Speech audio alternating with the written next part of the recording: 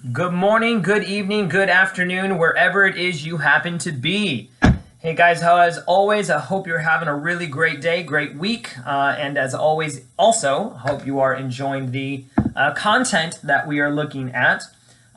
This week, we're going to talk about a subject that, in many ways, was predecessed by a number of events that happened almost 100 years or so earlier in our history, and they are events that are still very much affecting us to this very day. And they bring about some very important and I think lingering questions. And the subject that I'm looking at, of course, is the civil rights movement of African Americans, particularly, as well as the rise of Black Power and the Black Power movement and the Black is Beautiful movement.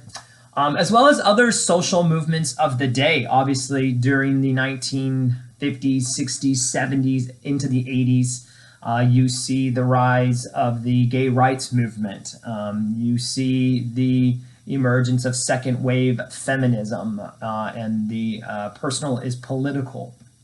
You obviously see Native American, what some refer to as members of all nations, and the occupation of Alcatraz, for example, and Native Americans seeking to forward an idea of their oppression throughout history and try to reclaim an identity for themselves. You see the rise of Japanese Americans, and really among third generation Japanese Americans, we refer to them as Yansei, in seeking to try and understand what had happened during World War II. You see Filipino and Hispanic workers create organizations to try and fight labor conditions. You think of the Delano grape strike, Dolores Huerta and Cesar Chavez, among others. So this is a time when there's a lot of changes going on. You even see student protests. You see the rise of the counterculture, the new left, the free speech movement in Berkeley, for example. There's a whole bunch of different movements that are going on. And so it's really impossible for me to cover each and every single one of those. And so we're going to focus specifically on the African American experience, but you'll also see that there's going to be some discussion of the gay rights movement. Predominantly, that movement began with the raiding by police of the Stonewall Inn, and it created a riot. And all of a sudden, you begin to see the coalescing of a movement for the LGBT community. And ultimately, this will be exemplified through gay rights parades. You'll see specifically in San Francisco that becomes a thing, very prominent cultural movement for their movement.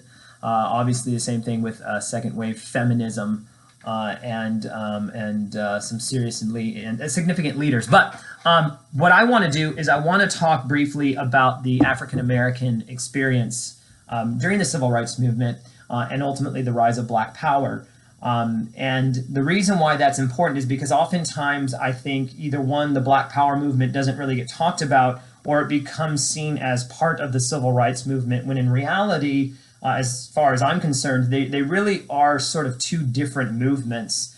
And if you think back, for example, to the disagreements that Booker T. Washington and W.E.B. Du Bois had earlier in the century, some of those differences are going to sort of play back out again during the civil rights movements. Obviously, we think of men like Martin Luther King Jr., obviously being a very focal and influential individual during the civil rights movement, but folks like Malcolm X would and did criticize Martin Luther King Jr. In fact, at one point, Malcolm X, in fact, refers to Martin Luther King Jr. as an Uncle Tom, and that is a term that is oftentimes used to denote a person within the African American community who tries to appease white people, who tries to too closely adopt that type of culture and attitude as a ways to please white individuals.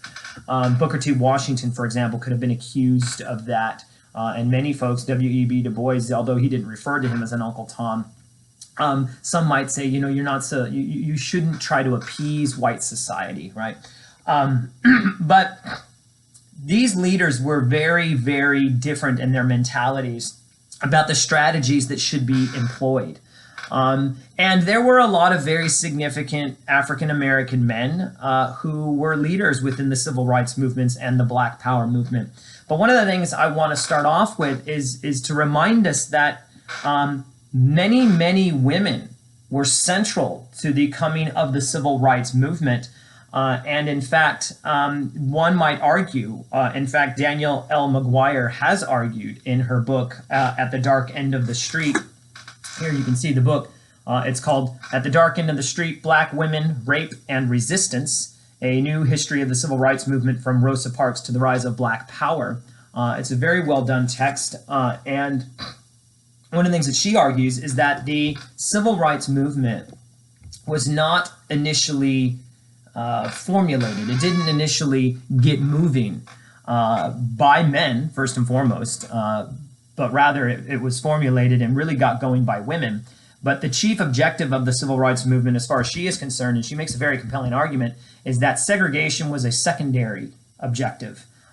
The primary objective for her was the ability of Black women to be able to have control over their own physical bodies, free from sexual exploitation, rape, and abuse and death at the hands of multiple white men throughout the South. In fact, what she really argues here is that long before Rosa Parks refused to give up her seat on the bus, which ultimately begins the Montgomery bus boycott, and many people sort of see that as the catalyst for the modern civil rights movement to start. And then, of course, then you get Martin Luther King Jr., who's brought in, and he, of course, helps to mobilize that movement. And it was successful. Don't get me wrong. You do begin to see desegregation. But that desegregation, the ability to access public spaces didn't necessarily keep African Americans from being violated physically and sexually. And one of the things that's very true throughout all of U.S. history is that rape and the violence of rape has been used as a tool to keep various folks down. On page 283, Danielle McGuire writes the following. She says, "The brutal rape of Ressie Taylor," and she starts her book with a description of that rape. And by the way, if you ever read this book, it is one anecdote after the next anecdote of white men raping Black women, leaving them in the woods to die. Many of them, almost all of them, going to court and being acquitted. And so it's a very difficult read, but it is a very true aspect of our history that's not frequently spoken about. But she says, "The brutal rape of Ressie Taylor in 1944 and the sexual exploitation of thousands of other Black women in the United States before and after the Civil War is a central part of our history that has been grossly understated and under-acknowledged for far too long. Though it may seem unnecessary, even lurid, to examine the details of sexual violence, it is crucial that we hear the testimonies of Black women offered at the time. Ressie Taylor's willingness, for example, to identify those who attacked her and to testify against them in 2 grand juries broke the institutional silence surrounding the long history of white men's violation of Black women. It countered efforts to shame or stereotype Black women as unchaste and made white Southern leaders, including the governor of Alabama, recognize that they were people."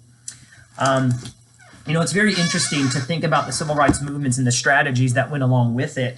Martin Luther King Jr., of course, was a proponent of nonviolence, very much took the ideas of Henry David Thoreau and Gandhi, nonviolent strategies, right? So you would do things like sit-ins, you think of the folks going into restaurants and sitting down at the table being refused service. And rather than fight back, particularly when they themselves, that is African-American protesters, were being beat. And not just African-American protesters, don't get me wrong, there were non-Black folk who were part of this, right? There were white folk, there were other folk who were a part of these movements. But the nonviolent strategy suggests that if you want access to public spaces, if you want the police to stop the type of abuse that they have been undertaking, then what you do is you don't fight back, right? And when the world sees that you are being wrongfully abused, then they will come to your aid.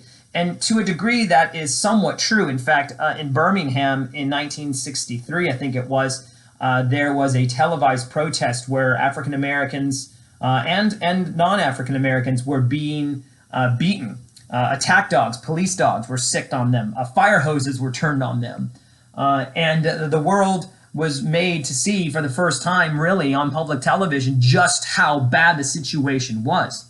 And so over a course of time, what you will find is that laws will be put into place to try and address some of the issues that African Americans have been experiencing, particularly concerning segregation.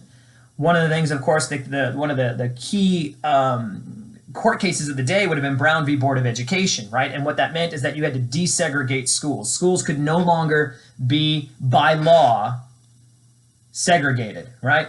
Although in today's society, there still are a lot of schools which are segregated, but they're not done so by mandate. They're done so by a range of different issues, some of which are problematic.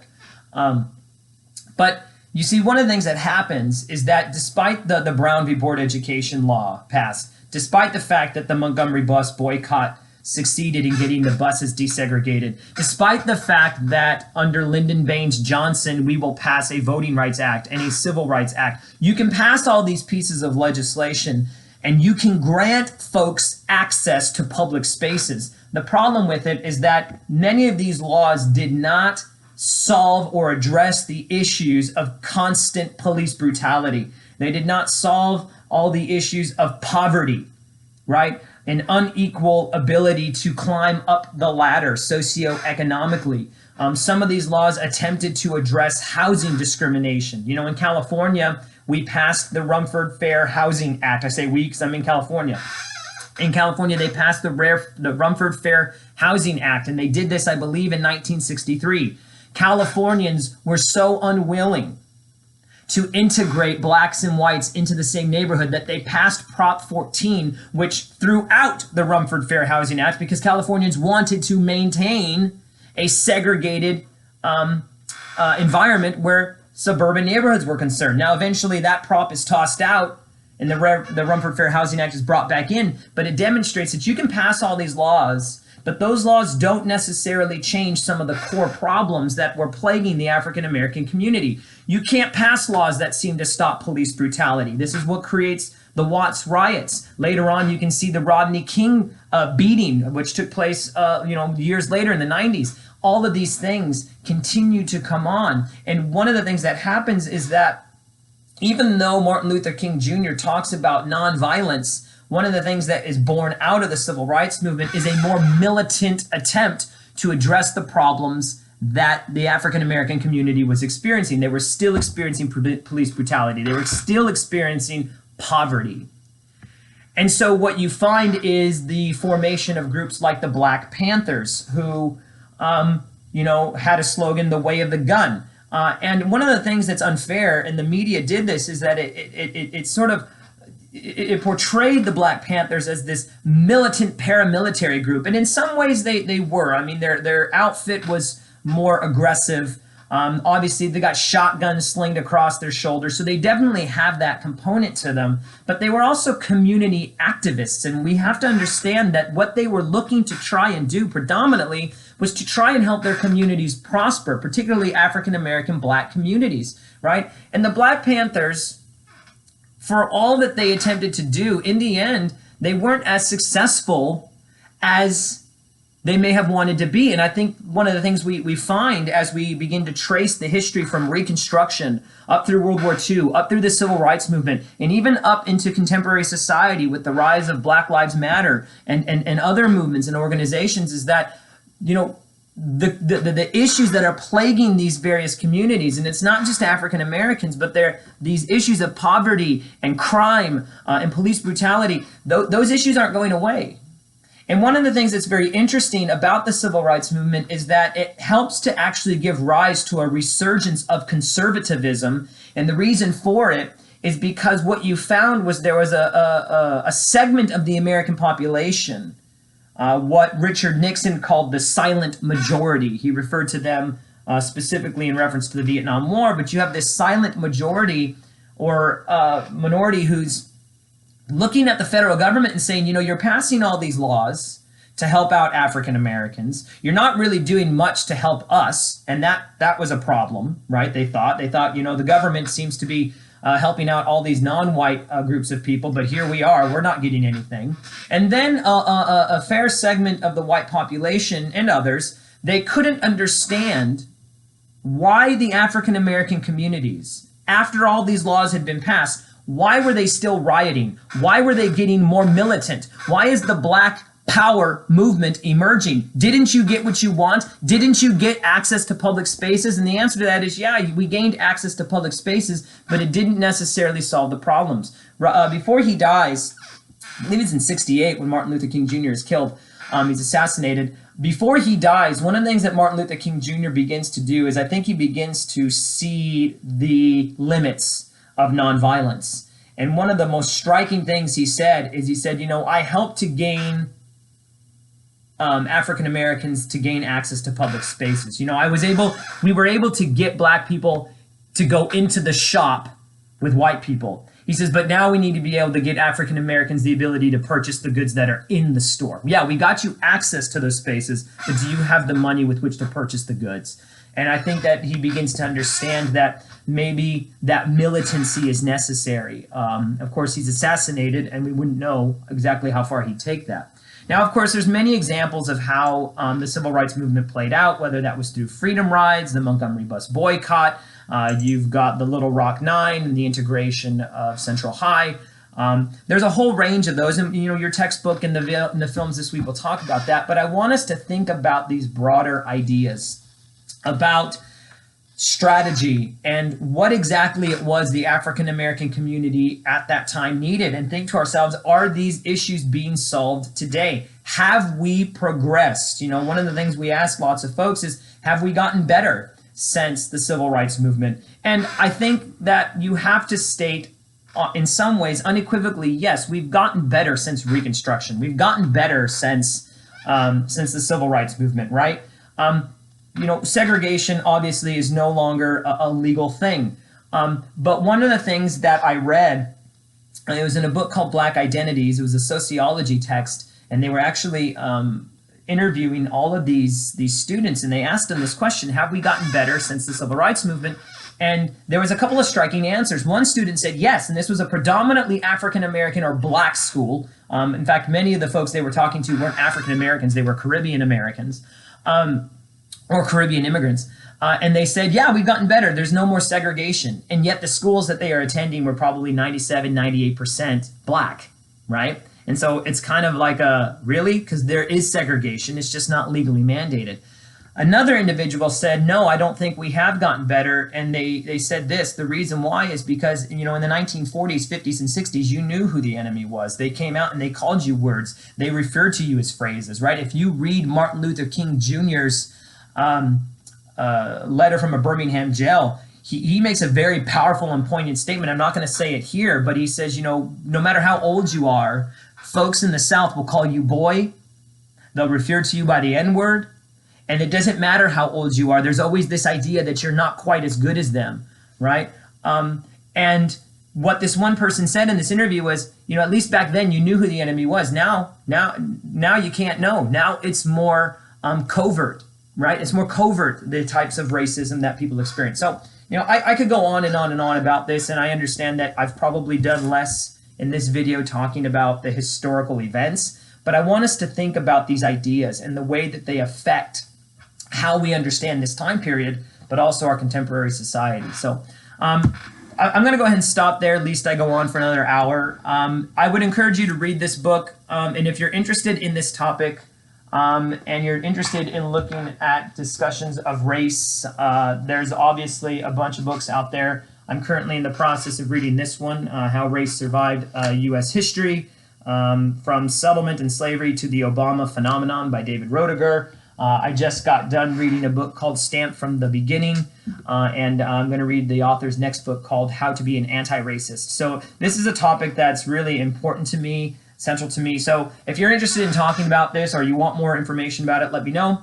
Otherwise, I'm going to be quiet now and let you guys move on with your lives. So with that, go in peace, be warm and filled. May the force be with you. Live long and prosper, and may the odds forever be in your favor. Have a blessed week, guys.